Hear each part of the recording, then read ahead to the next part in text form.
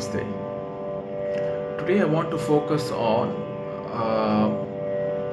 tuning our brain to think of swaras as patterns, right? How we can extrapolate swara patterns to construct a beautiful pattern of swaras, right? So a swara pattern could be as simple as this: sa re ga pa. So for this pattern, it starts from sa to pa. So if you draw a straight line with sa re ga pa da sa re ga pa is one pattern. The next pattern for this one is re ga pa da,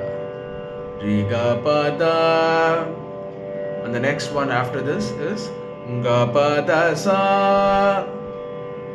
So once we reach sa, if you want to practice in higher octaves, we can keep going up, but typically we come down after we reach sa for regular practices. Sa da pa ga.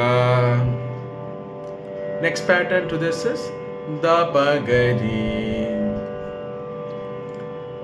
Then pa ga ri sa. So this is a pattern of 4 swaras constructed like next to each other. Sa re ga pa da sa da pa ga ri sa, like this. So this we can think of various swara combinations like this. It can be from very simple patterns to very complex patterns. I will demonstrate a few in this video. Sa ga ri ga. For this pattern, the next one will be re pa ga pa, ga da pa da, pa sa da sa.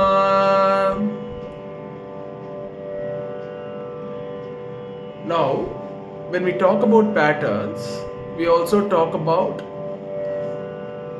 two different types of patterns. When we get down, it's like when we climb the stairs, we can climb back without turning around, or we turn around and climb down normally, right? So similarly in swara singing, you can sing upwards and downwards with the same pattern, or you could do upwards and then downwards could be a mirror image of the upwards. We call it as arohana and avarohana, right? Sa ga ri ga, ri pa ga pa, ga da pa da, pa sa da sa, ga da pa da, ri pa ga pa, sa ga ri ga, da ri sa ri, pa sa da sa. So in this pattern, what I sang just now, you could observe that the downwards pattern is exactly the same. The swara combinations that came are exactly the same as the upwards pattern, right? This is one way. The another way is a mirror image. So when we talk about sa ga ri ga, the mirror image pattern to that will be ga sa ri sa. Okay, so if you watch me closely now, the avarohana, the descending pattern, how different it is. See for yourself. Sa ga ri ga, ri pa ga pa, ga da pa da, pa sa da sa. Watch closely now. Sa pa da pa, da ga pa ga, pa ri ga ri, ga sa ri sa. Sa pa da pa. So pa sa da sa becomes sa pa da pa. Look at the symmetry there. You have to appreciate the mathematical perspective of swara singing here. So pa sa da sa becomes sa pa da pa. So if you look at this, it's like you place the swara in front of a mirror and you would see exactly the way you sing it just now, right? Pa sa da sa pa da pa, ga da pa da ga pa ga, ri pa ga pa ri ga ri, sa ga ri ga, ga sa ri sa. So your brain keeps evolving and improving in terms of how it can analyze these patterns and think of the next pattern when you sing a swara combination. So when you keep practicing these, it comes naturally to you, right, for any pattern.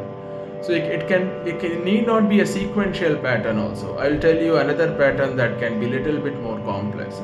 Sa pa ga ri sa ri da pa ga ri ga sa da pa ga pa ri sa da pa da ga ri sa da sa pa ga ri sa pa ga ri sa da ga ri sa da pa ri sa da pa ga sa da pa ga ri da pa ga ri sa pa ga ri sa.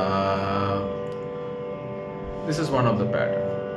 When you sing these, it's not only for your brain, exercising your brain, it's also for your throat, it's also for your imagination, it's also for your kalpanaswara singing, it's also for manodharma, for nervals, for alapana.